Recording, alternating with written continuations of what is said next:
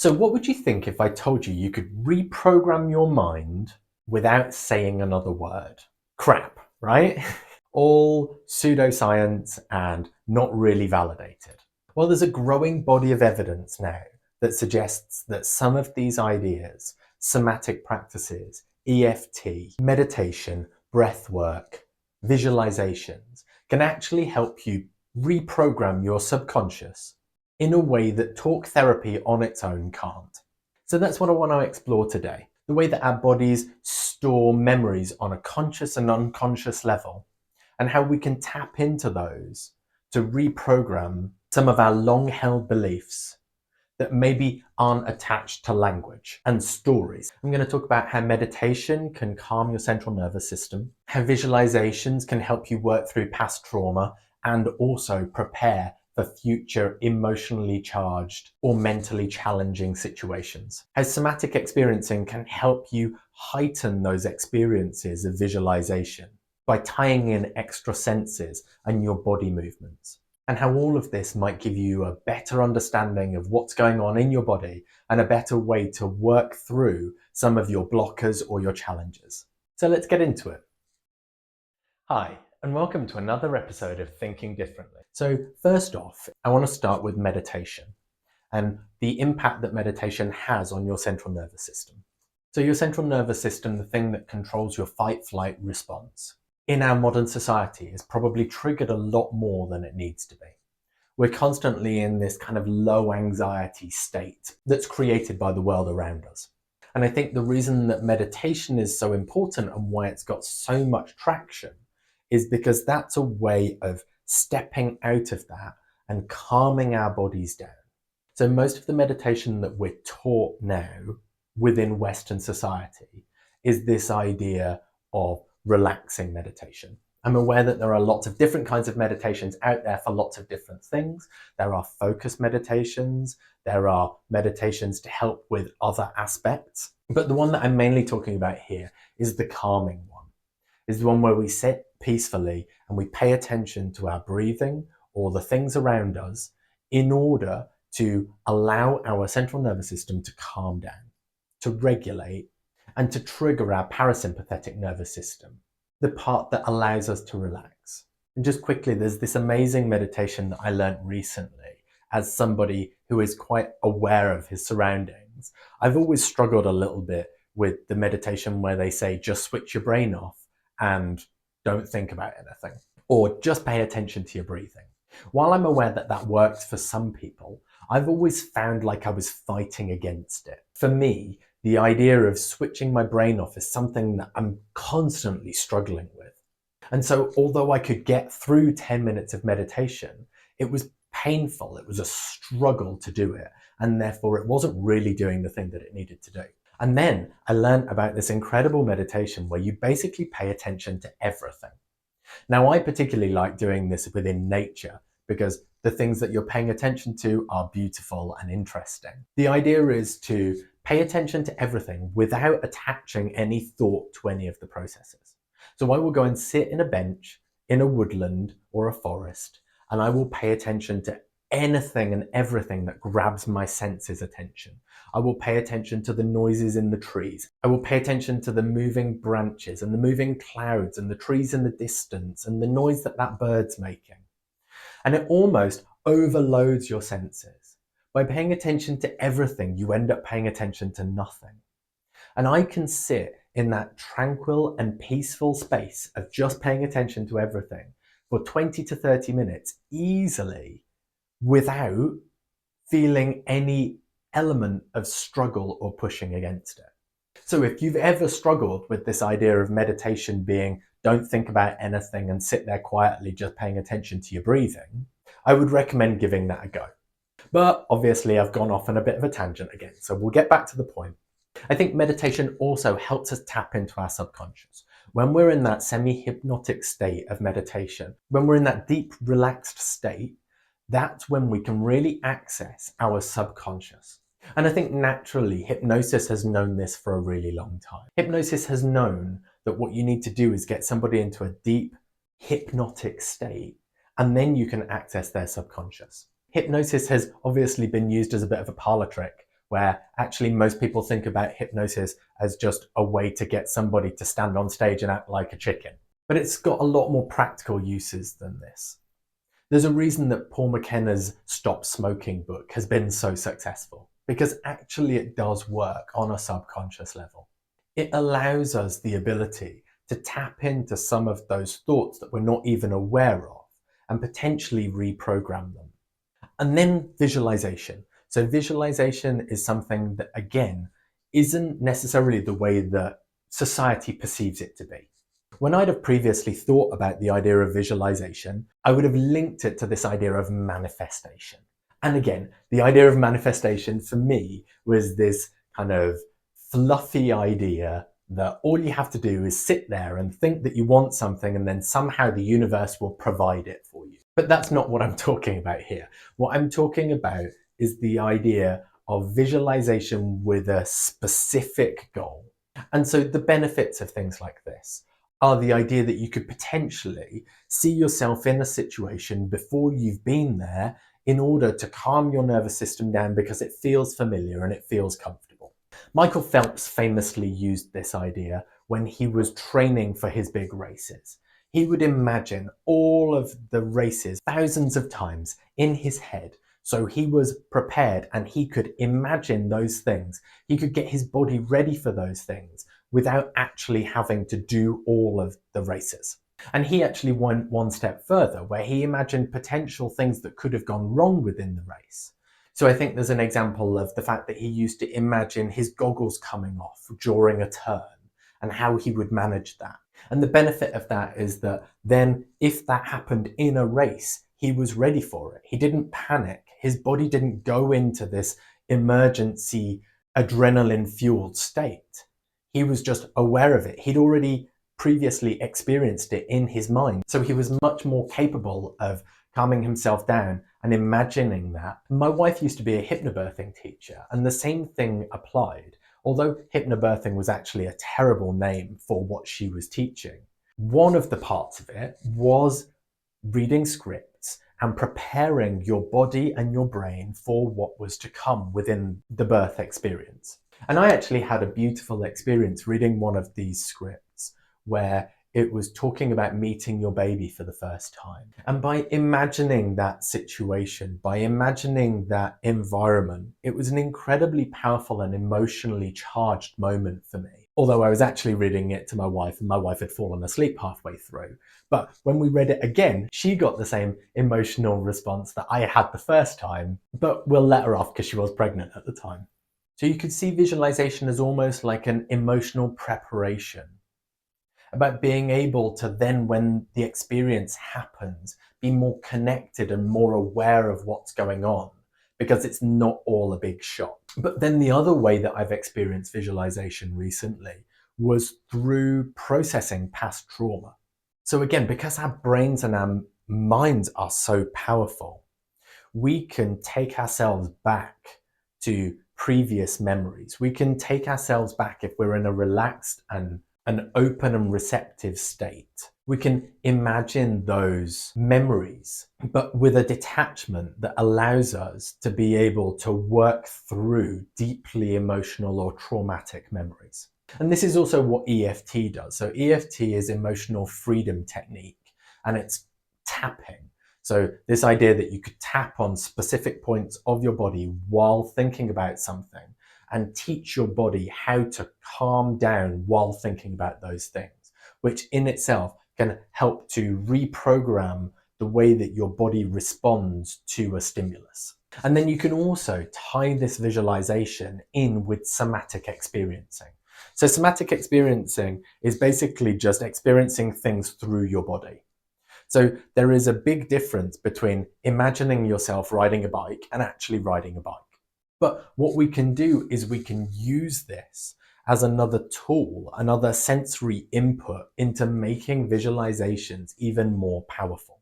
And that will mean that they have a greater impact on us on a subconscious level. There's this idea that's thrown about a bit around our brains don't know the difference between imagined and reality. And while that's not necessarily true, there is some truth in it. We definitely know the difference between a really vivid dream and what's actually happened in reality. But we can still feel the same sensations. We can still hold on to that lasting image and that lasting memory, both in our brains and our bodies, for something that hasn't really happened. And I think that's probably what they're talking about. An example of this would be if you've ever had an argument with someone in a dream and then you've woken up from that dream and you're still really irritated and frustrated with that person, but you can't really explain why. In fact, there's a great Friends episode where Phoebe does this throughout the entire episode. She's really irritated with one of the other characters. And it turns out that all of that irritation was because she dreamed it, but she didn't know the difference between dreaming and reality in that moment. And going back to my other episode before about the way that we interpret things through our bodies, the way that we might hold on to experiences and the way that our body responds to things in a way that we haven't formed a story around. We don't have a narrative for, but our body is still holding that experience. It's still triggered and it can still flip into its bodily response that our brain interprets in a certain way. And I think somatic experiencing can really help with that as well, because it doesn't do it at the level of language. It doesn't do it at the level of processing something through a story. It does it at a much more primal level. And so somatic experiencing is one way that you can incorporate extrasensory inputs into visualizations. There's lots of other ways that you can do it too. Music is a really powerful and emotive way of enhancing a visualization, but so is smell, so is taste, so is the feel of your skin, so is touch. And basically, the more vivid you can make an experience while you're imagining that experience, the more powerful it's going to be for changing the way that you perceive the world after that point.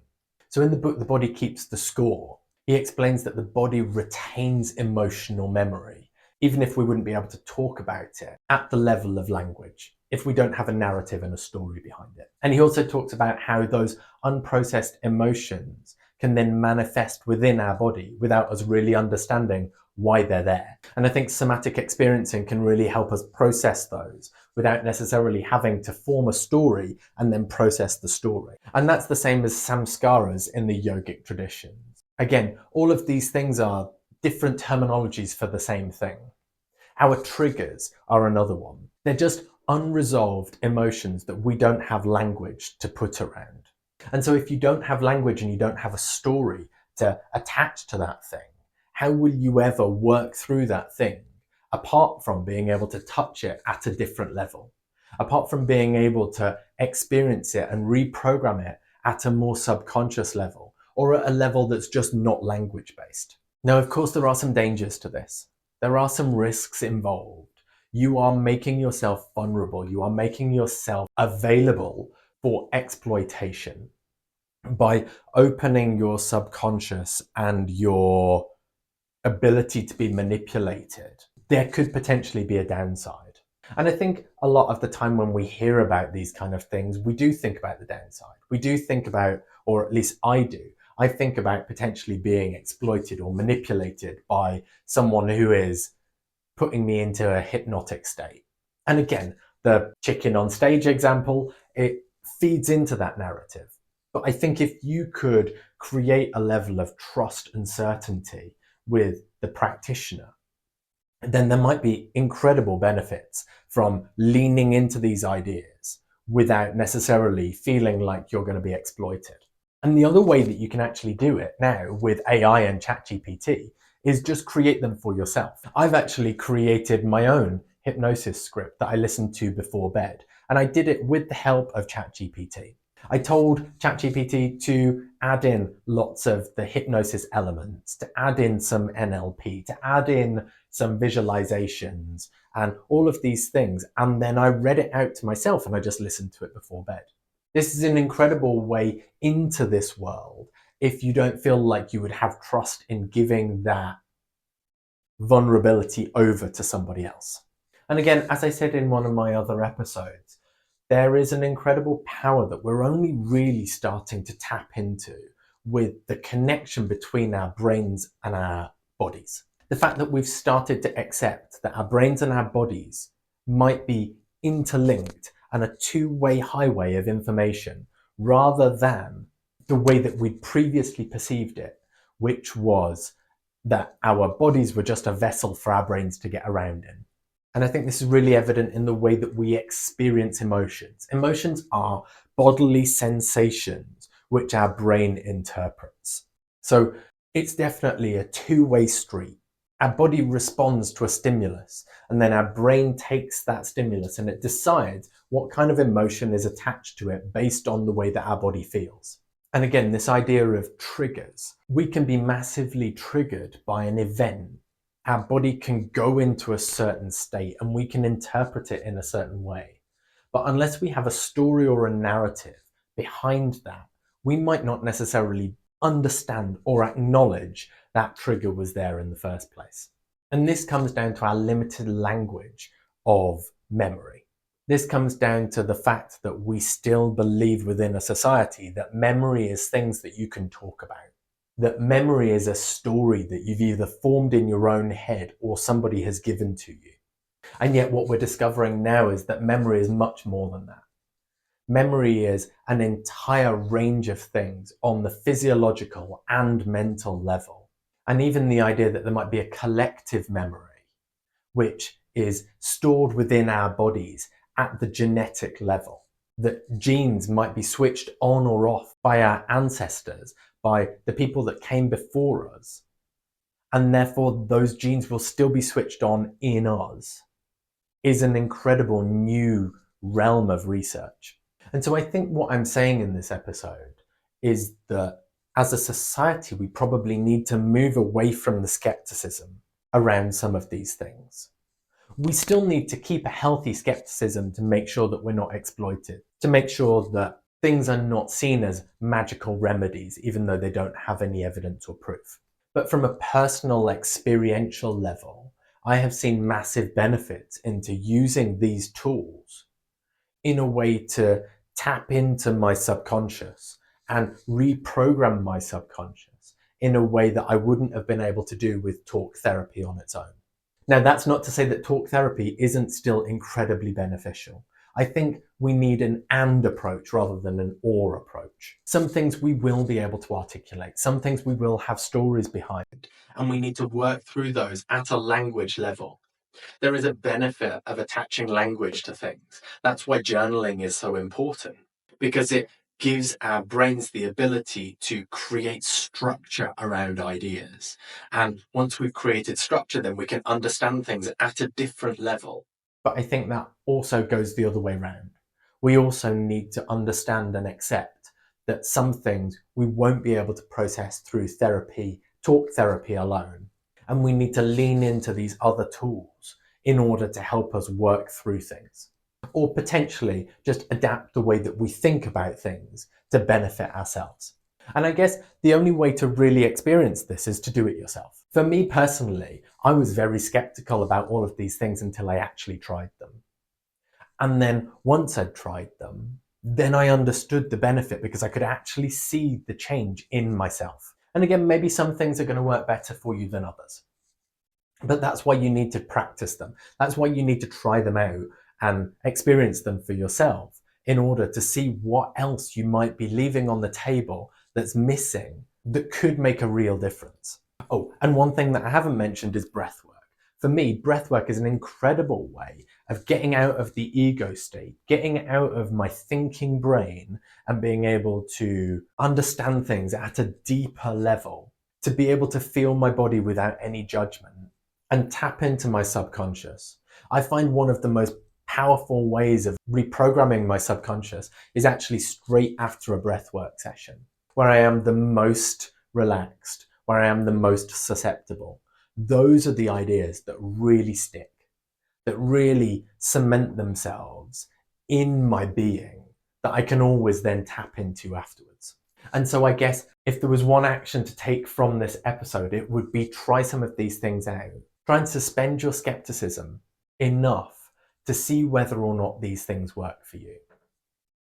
As with everything, there is a generalized population level where we can see whether or not things objectively make a difference at a population level. But there is also the individual. And being able to experience these things for yourself might open up an incredible window for you into things that you didn't even realize could make a difference.